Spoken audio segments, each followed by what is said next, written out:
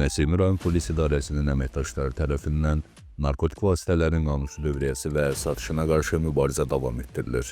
Növbəti tədbir zamanı əvvəllər məhkum olunan şəxslər 52 yaşlı Toğrul Rüstəmov, tanışı 62 yaşlı İlqar Əliyev və 28 yaşlı Elmir İsmailov saxlanılıblar.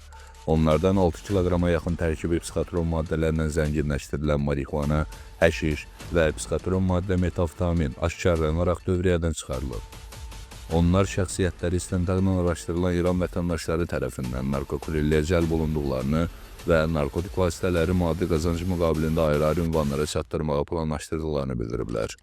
Faktlarla bağlı cinayət işi başlanılıb, araşdırmalar aparılır. Rüstəmov, Əliyev və İsmailovun daxil olduqları narko şəbəkənin digər üzvlərinin də müəyyənləşdirilərək məsuliyyətə cəlb olunmaları istiqamətində əməliyyat tədbirləri davam etdirilir.